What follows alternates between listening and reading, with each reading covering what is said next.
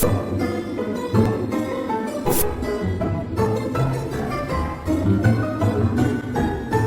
everyone, I'm Moody Boo, the Fragrant Nomad, and I'm back with the second place winner of my Independent Fragrance Poll, Annual Moody Poll, because the winner was Plum Dumb by Louisianaroma. Problem is, when they're out of a perfume, they take it off their website until they have a new batch, and then they put it back up.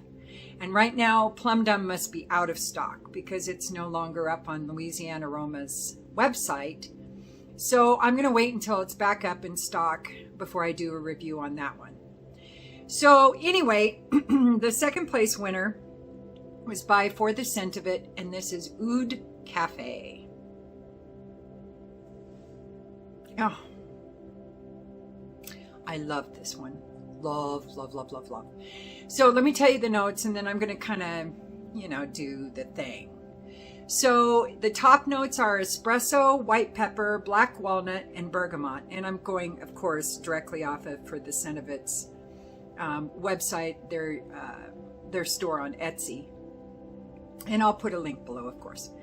The heart is Oud Cafe CO2, iris, Bulgarian rose, and oak. The base is sandalwood, labdanum, vetiver, tonka bean, and musk. And when you first spray this, I don't really get the espresso yet. That comes in later, the coffee notes. But the white pepper, black walnut, and bergamot, you absolutely get that trinity at the beginning of this. And it's lovely, lovely. I don't know why I say lovely so weird, but I do. It is what I is. It is what I is. And the beginning of it, that black pepper, walnut, bergamot kind of combination. I don't know what that is. It's new. It's a thing. Combination. Anyway, that combo it lasts probably 30 minutes or so before some of the coffee notes and other notes start to come in. Before the coffee notes come in, though, the rose and the iris come in. And this is a sweet, creamy rose. It's a bit sweet, powdery kind of an iris. And the combination together is so pretty. And I get that with the walnut, the bergamot, and the pepper. That combination comes in. So it kind of becomes just a hint spicy, a hint fresh, kind of a sweet, creamy, slightly powdery floral perfume at that point. Oh, and those notes are starting to come in. It's one of my favorite stages of this perfume because that rose is sweet and creamy. And everybody knows I can't stand a watery rose. It's ew. Don't like at all. I've tried. Not successful though. So I don't worry about watery roses. I'm starting to get a hint, a little bit, just a little bit, into the spicy roses, but it's got to be sweet. But sweet creamy rose, yes, I like that very much. And I like a sweet iris. Not real sweet, but a little bit sweet, because irises, to me, the note can have a little bit of tang to it, and it's powdery usually. In springtime, I love a beautiful iris perfume. So after about an hour, it takes a while for those coffee notes to come out. And they're still not out yet. They're still hiding a little bit behind the rose and the iris and all the other stuff. But the coffee doesn't come out on its own. It comes out kind of a woody coffee, kind of a smell. And I'm sure that's because there's the labdanum and the oak. The vetiver I don't really get. The musk I don't really get. The tonka bean, maybe, but not much. I don't get much tonka either. Those base notes are talking about, to me, it's all about the sandalwood and the labdanum. And the labdanum hasn't even been touched upon yet. It's really at the deep dry down. But the sandalwood and the oak, they start to come out after about an hour. So now it has this just hint of spice, creamy floral with a hint of powder in there and a hint of tang. I'm not sure if the tang is specifically from the iris or if it's from the oud starting to come in as well, because oud can have a little sour to it sometimes. The ouds, I like a fecal oud. Am I allowed to say that out loud? I like a little stank on my oud sometimes. A little naughty in there is what I like. I also like earthy oud. I really like that. I like a gourmand oud when you add a bunch of notes to it to make it a hint foodie. And the sour ouds are probably my least favorite type of oud, but if it's in small proportions mixed with sweet things, spicy things, not a whole lot of other sour things to make it a sour perfume, but just as a backup player, you know, somebody sitting on the bench but ready to get out on the field kind of situation, then I'm all about it, the sour oud. It can really add something to a perfume. And I think it's the oud and iris combination that's given me that tartness that I'm detecting, along with the creamy from the rose. Oh, it's so pretty. Now, the coffee notes do start to come in, and it's a black, kind of dark roast smelling coffee. Not bitter. It smells like a quality cuppa. And I don't do Folgers. I don't do U-Ban. I don't do any of those kind of coffees. I'm not even usually big into Starbucks. They can get a little bitter. They're better now than they used to be, but they're still not my favorite. Seattle's Best is one that I really like if I'm just drinking black coffee. I really like Crazy Cups because they have a lot of different flavors and they're recyclable pods. So I'm a coffee snob, otherwise stated. And so when a coffee note is in a perfume, it's got to be a quality coffee. It can't be that Folgers bitter, burnt, nasty, dark shit smell. Okay, maybe not real shit smell. I might enjoy that more than I enjoy burnt coffee smell. But this one's a quality coffee, which is super important to enhance the perfume in my opinion.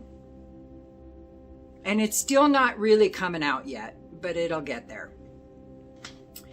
So, starts a little spicy, a little fresh from the bergamot, and it's kind of dry at the top. But once the creamy rose comes in, it gets moister. Once that iris in the oud hits, it gets a hint powdery, but not too much. The creamy and the moisture is still there dominating. Thank heavens, because I'm not into powdery perfumes. I think I said that already though. And then when it dries down, some of the woodier notes come out, a little bit of labdanum. And that's really this perfume in a nutshell. It's really complex for a very independent kind of a perfume. The perfumer at For the Scent of It knows some shit because their perfumes are quality. So they come in these cute little 1 ounce little brick bottles here, box bottles.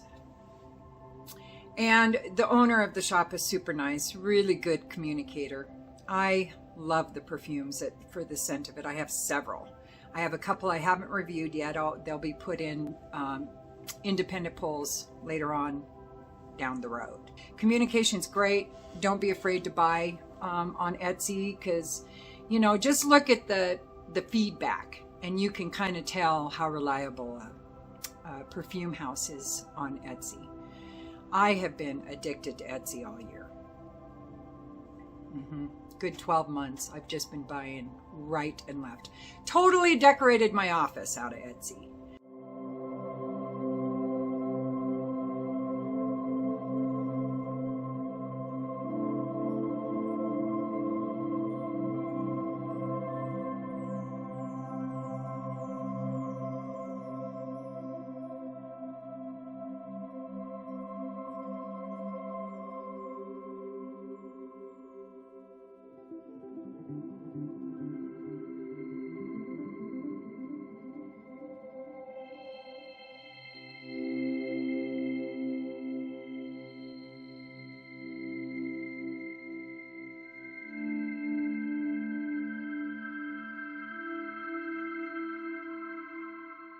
Anyway, don't be afraid to shop on Etsy for perfumes. I think you'll be pleasantly surprised.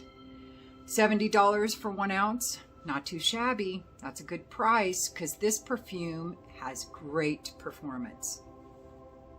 It projects every bit of arm's length with 2 sprays.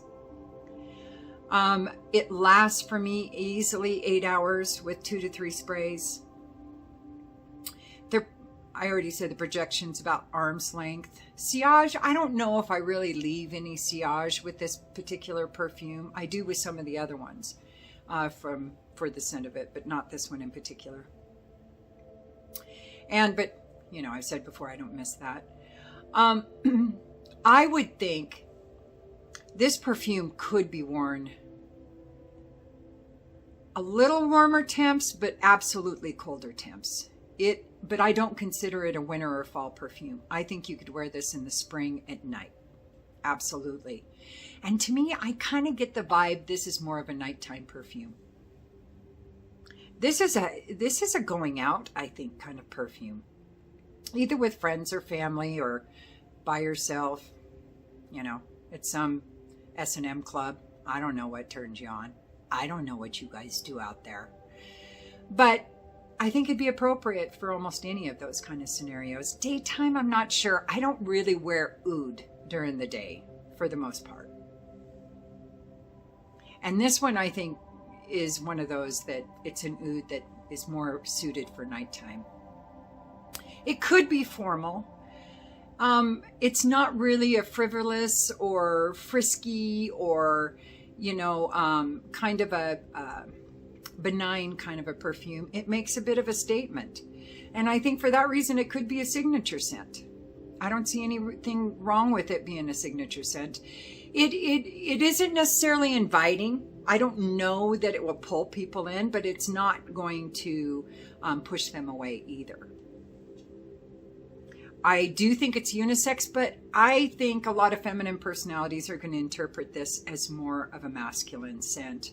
Might be because the oud and coffee combination, I'm not sure, but I do get this feeling that it would be interpreted that way. Oh, holy moly. I tell you, if you haven't checked out sets on Etsy, I don't know what you're waiting on, because there's some beauties out there.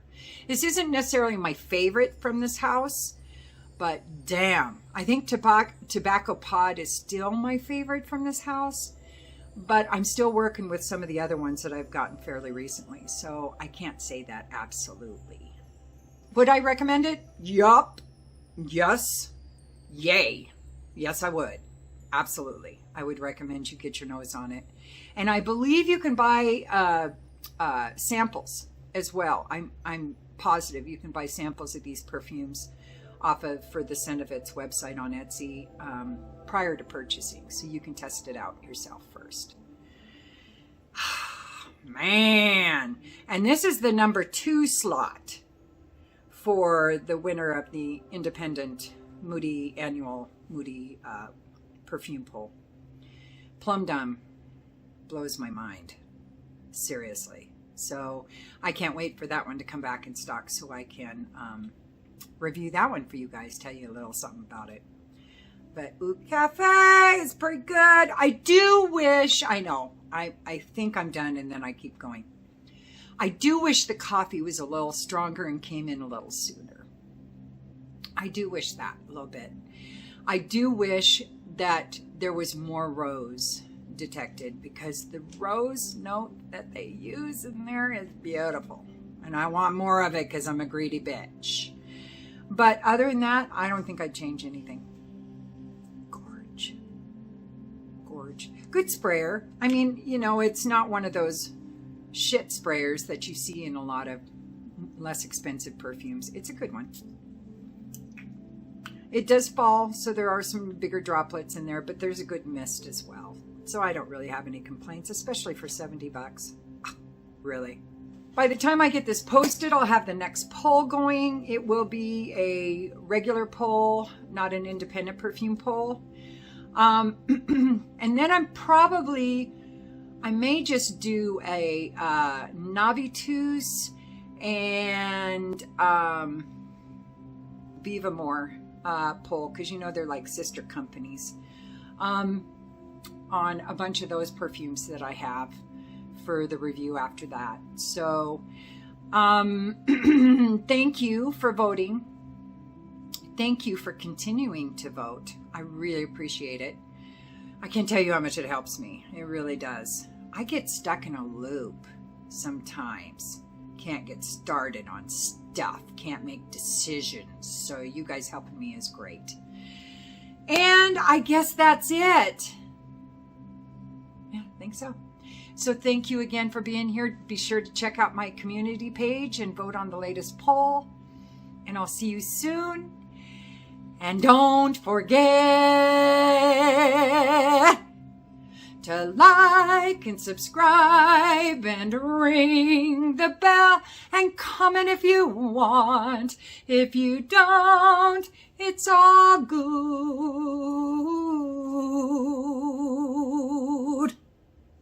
I still love you. Ooh, look at the fur on my thing. Wow, look at that. That's saying something, isn't it? White dog, fuzzy white pajamas. Yeah, not good. Peace.